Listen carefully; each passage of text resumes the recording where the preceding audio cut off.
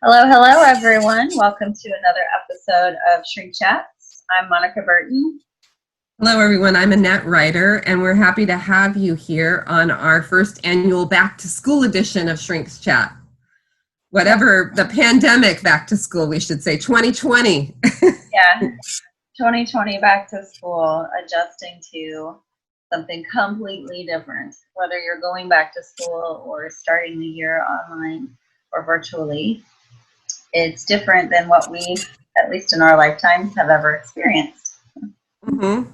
And certainly, I think it's all that not what you planned stuff that's going on for all of us. This wasn't what we planned for our back to school edition for Shrink's Chat, and it's certainly not what we planned in our personal lives for back to school. And having to give up the plans is a little difficult for all of us, for me, for you, for the rest of the world probably. Yes. I think even in March when the pandemic hit, we weren't even thinking that, like, I know for me, I kept thinking, okay, well, by Easter, things will start to look back to normal. And then Easter came and we were even more under quarantine. And then it was, okay, well, by summer, maybe we'll start to be able to plan more vacations.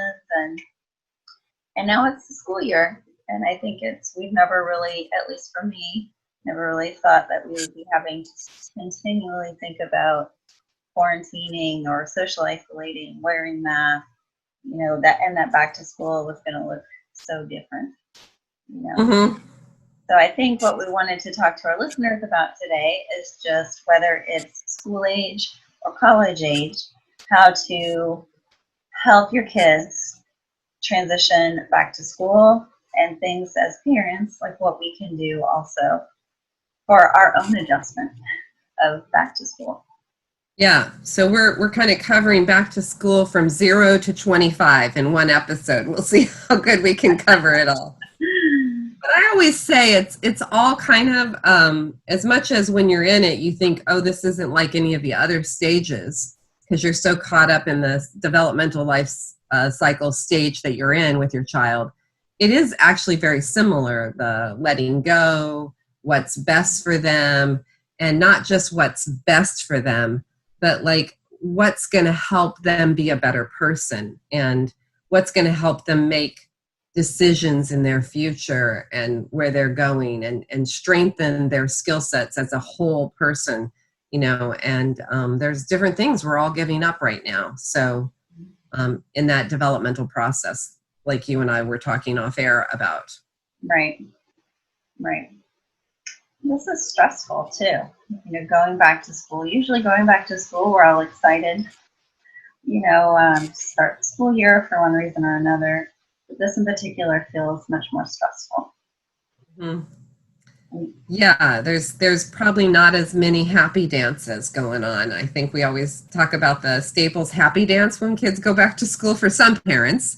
There's a couple of weepy tears, and then there's also like, woo, we... No, I can't even think, like, we can't even have, like, the kindergarten class and the boohoo breakfast. Oh, is that what they have, the boohoo breakfast? Yeah, when kids go to kindergarten, they have that boohoo breakfast. And, so I think it's just all these, in my opinion, this school year, there's just a continual theme of fear and grief at the same time. Mm-hmm. And I think it's just kind of that continued adjustment of adjusting to life, living life in the midst of a pandemic and how to do that. And I think, I read this article about helping your kids and really you transition back to school, and just how to manage expectations, talk to your kids. And the one thing that hit me when I read it, as we talked about prior, is uncertainty. That we're just continuing to live in the age of uncertainty and how we're all coping with it. And the more we try to fight it, the more stress we get. Or more stressed we are. Well, we've talked about it repeatedly, and certainly I talk about it, almost daily in my office in therapy, of how to let go of outcomes Mhm. and the need for the control of outcomes. This does not include not having a plan, not working towards goals. That's not at all what I'm trying to say. Sometimes people take those letting go of outcomes, but being realistic that what I can do is the work I can do, right? I can do my good work, but I can't determine that it's going to turn out well and that this is exactly how it's going to go. And often when I let go of the outcome, my hard work that I've done pays off even better and bigger, because kind of what's supposed to unfold on life does unfold, even if it's kind of hard to face that. And the reason you have to let go of outcomes is that you actually think you can hold on to them. When you're more honest or factual about the facts, you really can't make outcomes happen. Right. So what you're really letting go isn't of the outcome, is of the idea in your head that you could control the outcome. Right. And that you were, and that's what all of launching and helping your children grow up is letting go of this idea that you're going to be able to keep it the way it was. A colleague of mine, Barbara Rohde, talks a lot about this. It's a good friend of yours too, I know. How you won't be able to hold on to how it was, ever, because how it was is already out of your hands. But you have to let go of the idea that you could. And when you let go of the idea, we've talked about this before in many episodes, you make room for what can be. But this is even harder with all this fear, right? I mean, Right. yikes. Pandemic fear makes letting go hard. It does. Yes. You know, 'cause again, we want to control the outcome. Fear reminds us of all the things that are out of our control, which only heightens our fear. You know, and so to be able to just look at like, all right, don't just focus on what's out of your control, what is in your control. And sometimes that's like a daily thing. What's in my control today? And I think with kids going back to school, it's even more like, one, as a parent, we do have to manage our fear. And we have to take care of ourselves, because what's going on with us, our kids know intuitively. And also, we set the example, like talking to your kids, depending on what age they are, you're going to talk to them differently. But just say it's okay to be afraid, you know, and let's talk about what's in our control and how we can best protect ourselves as a way to prepare your kids to go back to school. You know, for school age kids, it's where we're going to school, what's the safety plan, and it's okay to talk to it's actually a good thing to talk to your kids about it. This is what your classroom is going to look like this year. This is, you know, we're going to have to wear masks. We're going to do some social distancing even in the classroom. You know, we're not going to be able to do all the things that we normally can do in a regular school year. And to talk to your kids about how they feel about it, because our kids need to understand that it's okay that they're having a lot of emotions about going back to school too. Mm-hmm. Yeah, I think safety planning, having a family meeting, talking about back to school.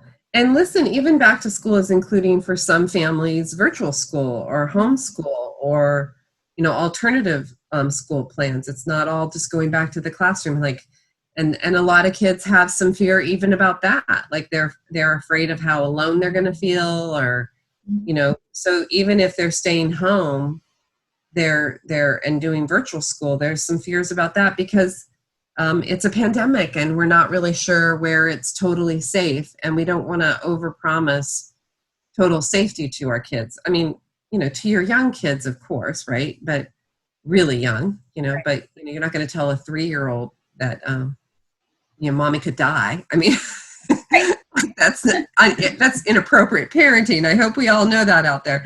But you know, to older kids, we want to talk realistically about safety planning and what we're all doing and how to, you know, in our practices, we're mitigating risks. Mm-hmm. Right. Absolutely. Same thing. You know, whether it's in person or virtual, talking through those things with them, and, you know, how to best prepare if you're doing virtual, what that's going to look like with your kids, just like if you're going back to school, what that's going to look like. And celebrating, I think it's both, like how to best prepare and also how to get your kids excited about, whatever plan you choose. Mm-hmm. Right. And of course, right now we're kind of being very American and talking about that because that's kind and Floridian, because that's where we live. Obviously, other countries are doing and handling this differently, but still, I think back to school is back to school.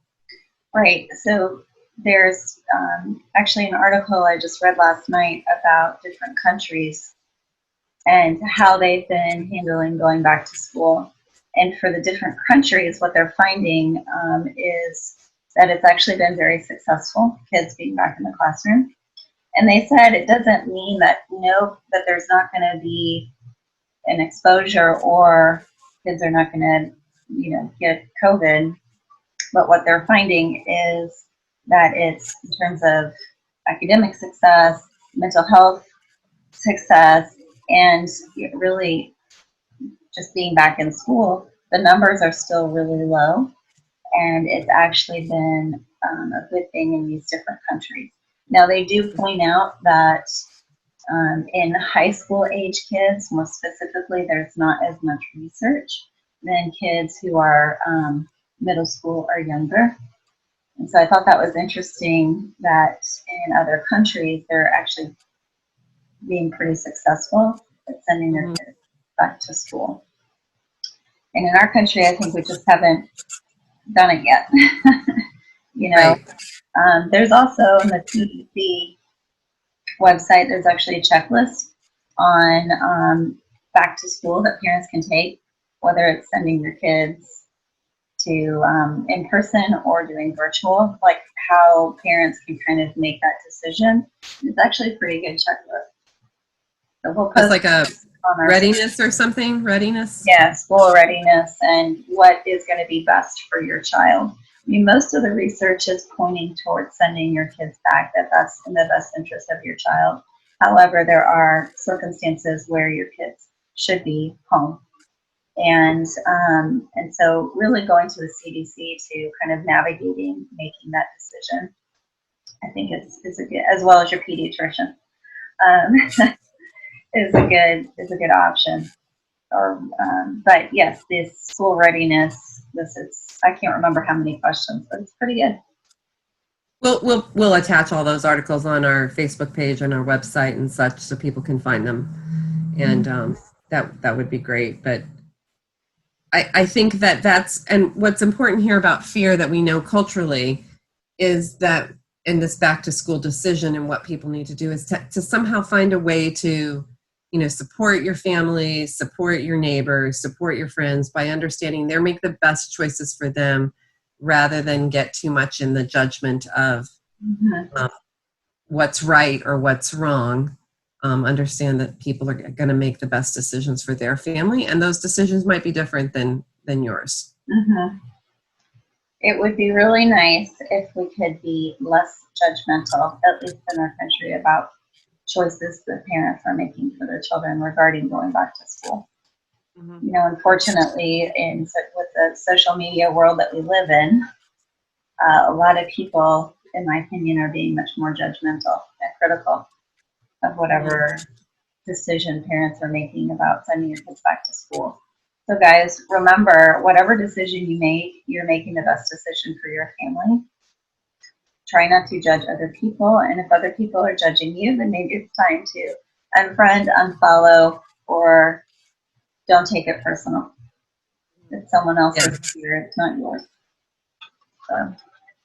Good advice. Yeah. So how to raise the whole child, I think. So we're going to take a short break, and when we come back, we'll talk more about back to school and the pandemic. Woohoo! Good times. Don't forget to go to, speaking of social media, Facebook page, Instagram. Go check us out, like us, follow us, as well as our new YouTube. Our YouTube channel is just Shrink Chats. Go subscribe so you can get those weekly updates.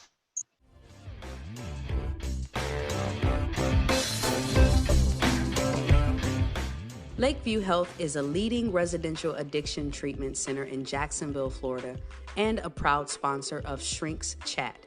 We are a medically supervised facility specializing in gender-responsive treatment and co-occurring mental health disorders. We empower profound recovery every day. So call us at 813-703-8418 or visit lakeviewhealth.com. Shrinks Chat is proudly sponsored by St. Petersburg Therapy, providing counseling for individuals, couples, and groups for over 20 years. Now offering the convenience of telemed, online meeting for your health and safety. For more information, visit online at stpetersburgtherapy.com. Monica Burton is a licensed marriage and family therapist based in St. Petersburg, Florida, with over 17 years of experience. Monica offers individual, family, and couples therapy, and during this time of COVID-19 is offering teletherapy. Monica invites you to check out her YouTube channel, where she offers great tips and advice on relationships, parenting, family health, resolving conflict, and coping with stress. Go to YouTube to find Monica Burton LMFT. There are new segments every Thursday. Or check out Monica's website at monicaburtonlmft.com. What if you could train your brain to think healthier thoughts? Cope Notes uses daily text messages to help you do exactly that. All you need is a cell phone and a brain. To learn more and try it for yourself, visit www.copenotes.com. Welcome back, everyone, to Shrinks Chat Back to School Pandemic episode. I'm Annette Reiter. And I'm Monica Burton. Thanks for listening. So far, we've just been talking about uncertainty, fear, focusing on what's in your control as we prepare our kids for back to school, whether it's in person or virtual. Mm-hmm. And real quick to our listeners, I'd like to, we're going to kind of switch and maybe talk a little bit about older kids, high school and college. And my colleague and I, Barbara Rohde, and I wrote a book called Launching.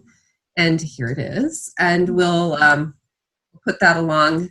This is really for ages 15 to 25, kind of parenting to college and beyond, and kind of the goals of this time of life in parenting and how you parent and how to kind of get people to turn into adults and be responsible and accountable. And we don't have a chapter on the pandemic because, of course, we didn't predict that very well, but I'll try to do some alterations on it. But I would like to invite our listeners for 1 week after this episode launches out there in podcast land, which will be, I think, next Wednesday or the Wednesday after. The first 2 listeners who share from Facebook, our Facebook posts, like us, write us a review, we'll go ahead and we'll send out 2 free books to them if they message me and give me their address on our Facebook post. So thank you very much for participating in our little free giveaway. We're only promoting this on the podcast, so you have to have listened this far to get this option. Mm-hmm. Yeah, so 1 week you get a launching book. It's a great book, and it's really helpful for parents. I highly recommend. So between August 19th and August, 26? You have please like us on Facebook and then private message us with your name and address, and we'll contact you. It's just the first 2 people that do that. So thanks for doing that, Annette. Yeah, absolutely. So I think what's important at this point is that we remember there's certain key developmental issues that kids must do and parents must do and families must do in, a human life cycle. And that's what we talk a lot about. And we are now entering into one of those stages, whether your kids are virtual at home through high school and college, or they're going off to school right now. And those jobs are, as a parents, and I always say when they turn like 15, there's a little neon sign that goes off above the kid's head that says, parents, step away from the child. It's time to let them, fall on their face a little bit, have some struggles, figure things out, go ahead and get that B and C grade. They don't need to be perfect A students in high school, I know everybody's searching for them to be that so they can get into the perfect college experience, but that doesn't always guarantee you the perfect results. What you want is a resilient human being as your child who can manage tough stuff. And this pandemic is teaching us that for sure, that this is, resiliency is very important, and learning to have resilient characteristic and features is something that you can actually parent right now. And that may be having them yourself as a parent. What do you think, Monica? We have to model for ourselves, like we have to model and do the work ourselves in order to better help our children. I think our kids are always watching us. I mean, I don't have the college age kids yet, so you'd have to speak to this, but I do think that our kids continually watch what we do. Yeah, Schweitzer said modeling isn't one of the ways we teach others. It's the only way. Albert Schweitzer. Yeah. And I always agree with that quote. And so I think, as your kids are going to high school, you're helping them make decisions about their safety and their health and their well-being. And there may be more important things, particularly during a pandemic, that you can parent to than just academics. Right. And we've seen in the last few days some big lawsuits go against here in the United States against some of the big universities for, doing virtual school, and it may not be the exact same type of education as in-person schools, especially at more expensive colleges where people are paying, upwards of $50,000 per annual year just for academics. Mm-hmm. So certainly parents are feeling very impassioned about this, are very concerned that all of our awareness is in hyperdrive about our child's safety. I mean, when you start talking about life or death matters, it always triggers parents more than any other population, I think. Mm-hmm. Right. Because there's this inherent drive to keep them alive. Yes. Right. Mm-hmm. And then also the reality from 15 to 25 that kind of slaps you across the face, as I recall, is that you really won't be able to, right? They're going to start having a life outside of your bubble with adults and adult influence outside of your bubble, with people talking to them about issues, and they're going to start, dyeing their hair pink and trying to create their own identity and find out who they are, and sometimes butt up against the family they came from right. in order to find that. Mm-hmm. And all those things are still going on during a pandemic, that their drive to grow up and their adulting tasks are still well in place. And so I think this is making it even trickier for parents to, especially if their kids are staying home to do virtual school for high school and college. So how are you creating a space where their individuation can happen? Right. And they can kind of become their own adult. And how are you dealing with your own, I think there's always this desire in a parent to keep their kid home, right? Mm-hmm. Like it's that kind of sick desire. Like, wouldn't it be great if my kid just stayed here with me forever? Until they stay here with you forever. And then it's not so great. Well, I think it's, we all have this plan that we want for our kids. But oftentimes they don't go down that plan. But they have their own plan, which is normal and healthy. And so I think it's important as parents, how are we setting up open space so when they go do their thing, they know that they can come back to you. Like, how do you create that healthy relationship and open communication so as they go explore who they are, they know that whether they mess up, make mistakes, have questions, or unsure, that they can come back and talk to you.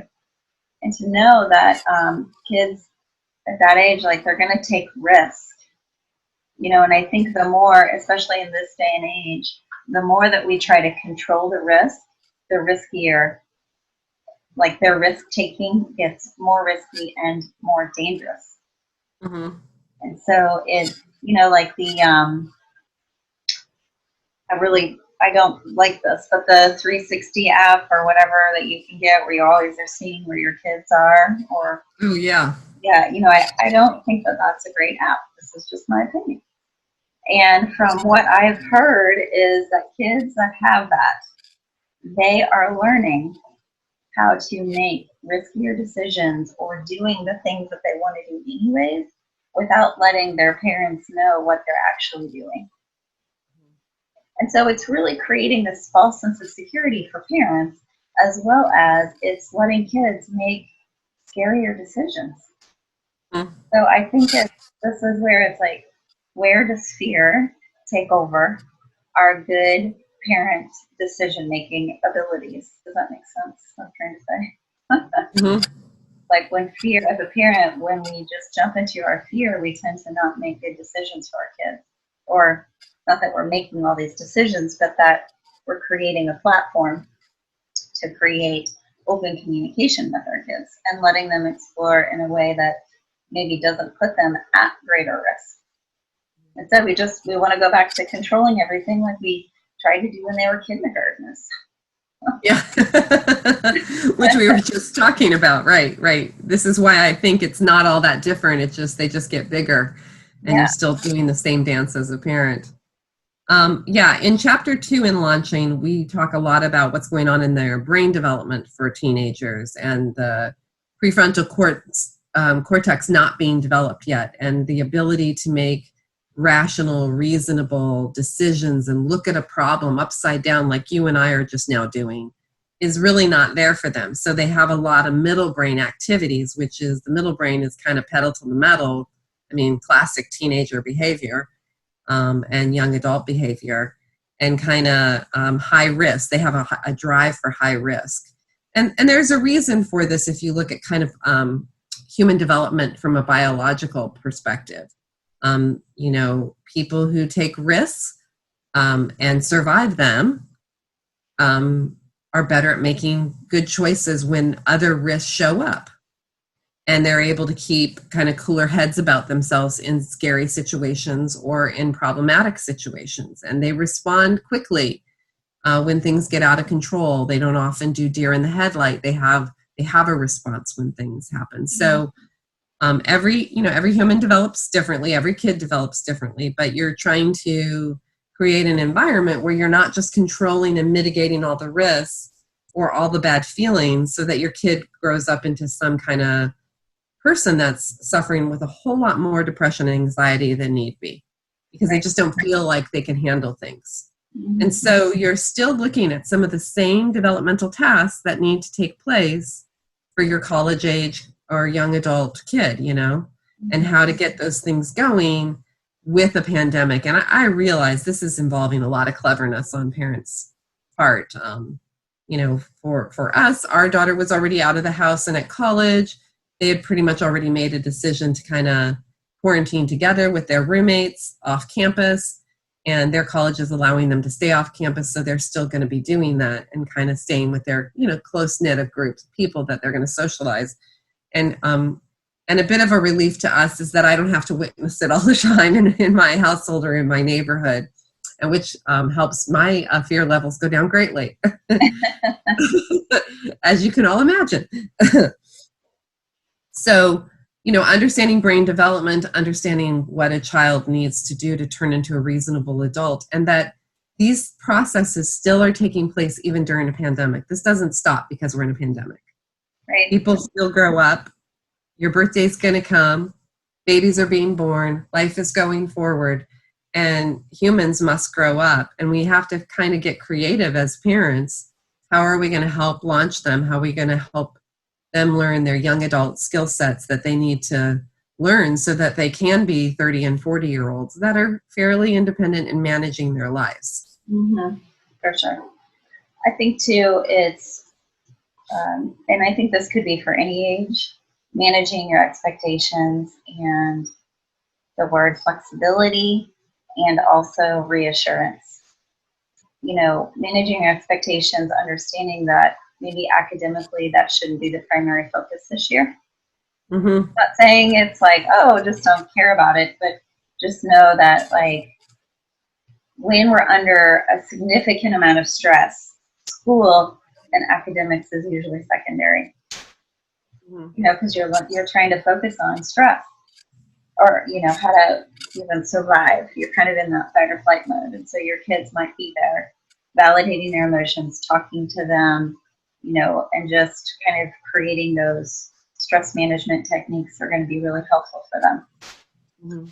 And flexibility, what might, the first month of school and what that's going to look like might be very different than the second month, third month, or even January 2021. So kind of saying like, okay, this is what it's going to be for right now. So let's focus on right now and don't necessarily plan long term and be flexible. And then I think reassurance, just creating reassurance in your kids of like, hey, we got this. We don't really know everything. Nothing is going to be perfect. We're going to mess up, make mistakes, kind of just, but, creating that sense of reassurance in your kids. Like, it's okay that things are kind of messy right now. And really that's kind of a life skill as we get older. Life is really messy.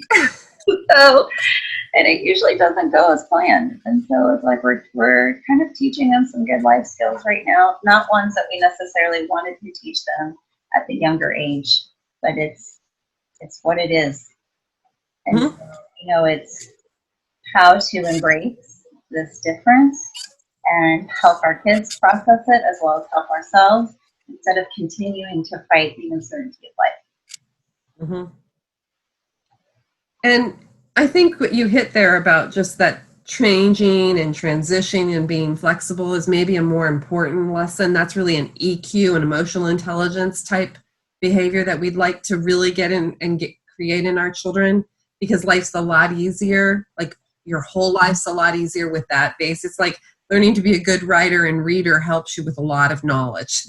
Yeah. Whether you actually are a writer or not, it's a good, it's a skill set that will pay off in a lot of areas. So that flexibility that you're talking about is a great thing, and how to model that. I also want to put out there for parents who maybe this is your first freshman launching to college right now, and a lot of colleges are opening. They're not all going virtual.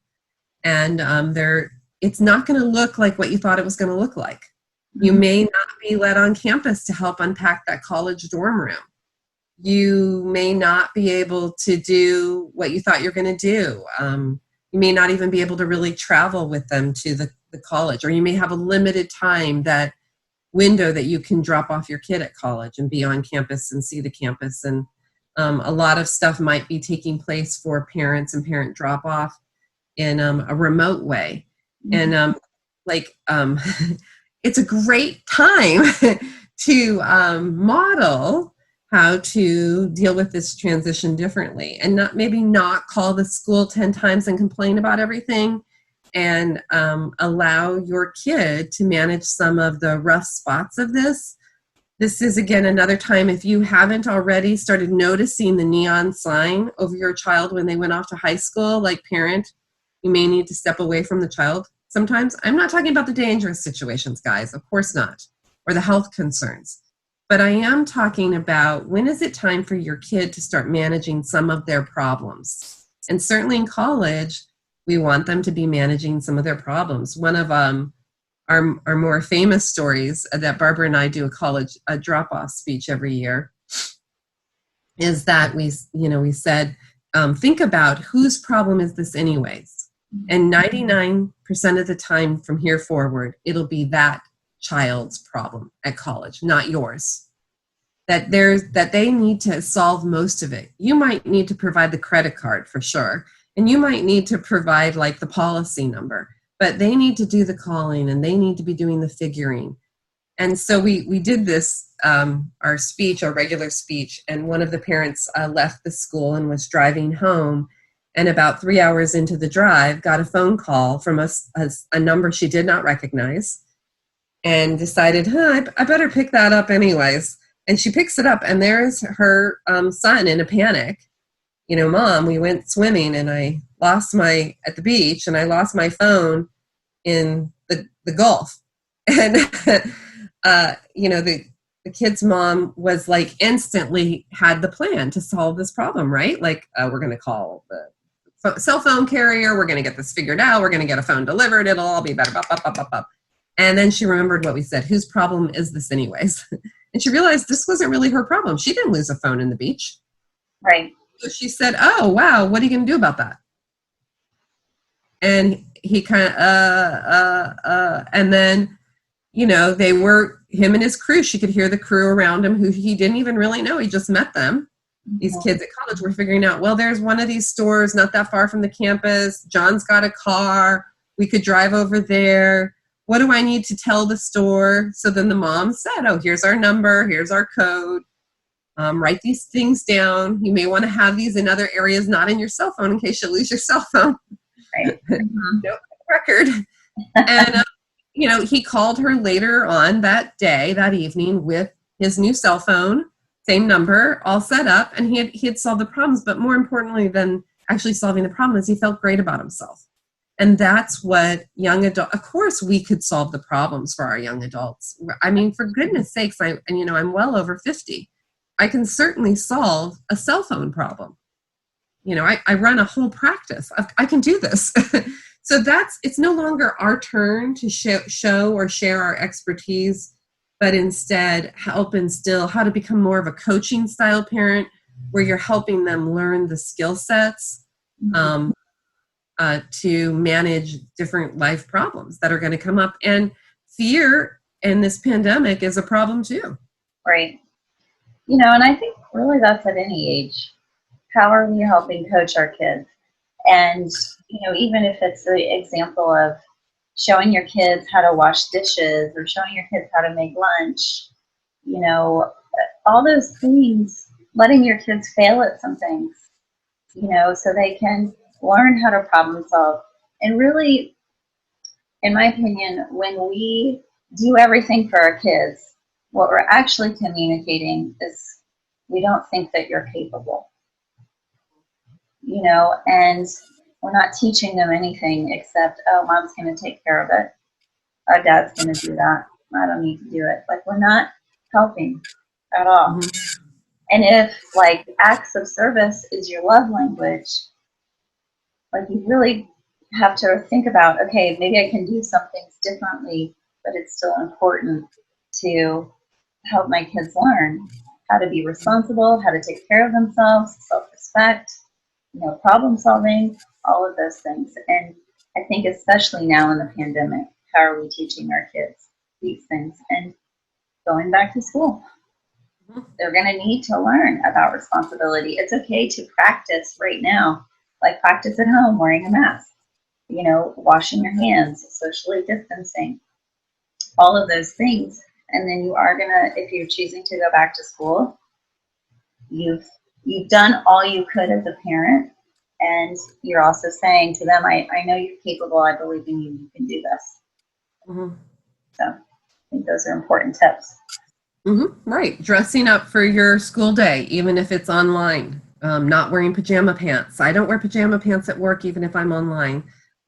Usually because, not because, but I'm doing both virtually, telehealth, and I'm also doing in person. So if I wouldn't wear it to see a person in it, I'm not going to wear it in telehealth. And, cleaning up your room like you were talking about. I think I've had many, many parents tell me, oh my gosh, what I have to go through to get my son or daughter to clean their room, it's just miserable. And I'm all, yeah, is that any different for me? It isn't. This is not something I enjoy doing, which is why I stay on top of it. That's why I put my laundry away at the end of the day. That's why I make my bed in the morning, because it helps me feel better and to stay on top of it, because I certainly don't want to go in on Saturday and have to spend 4 hours cleaning my room. And the way you learn to not have to spend 4 hours cleaning your room on Saturday is to have parents who kind of force you to clean your room on Saturday for 4 hours every so often. Mm-hmm. And then figure out what level of straightening you want to do throughout the week so that doesn't take that long. Right. And the anxiety and stress of doing things you don't like to do that are boring is actually really good for the brain development of a human.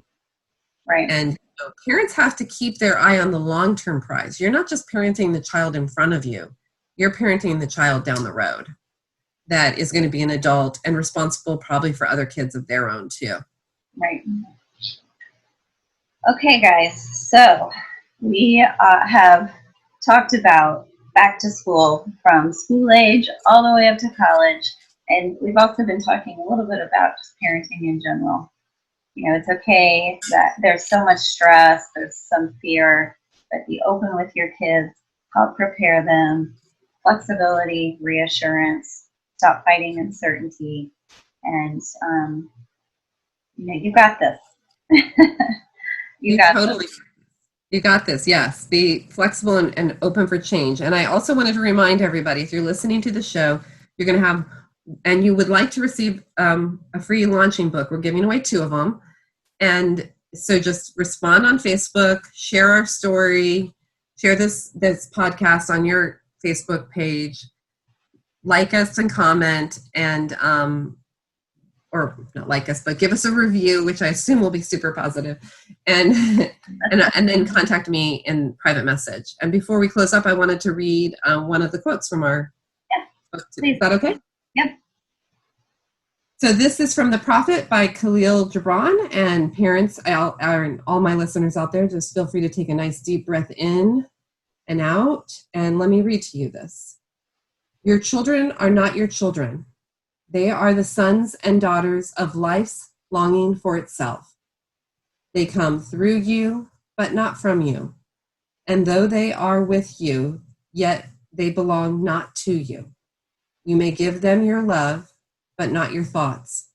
You may house their bodies, but not their souls. For their souls dwell in the house of tomorrow, which you cannot visit even in your dreams. You may strive to be like them, but seek not to make them like you. For life goes not backward, nor tarries with yesterday. So I wish you all the best on back to school, launching, whatever stage you're at. Monica and I hope it goes well. Yeah. Take care.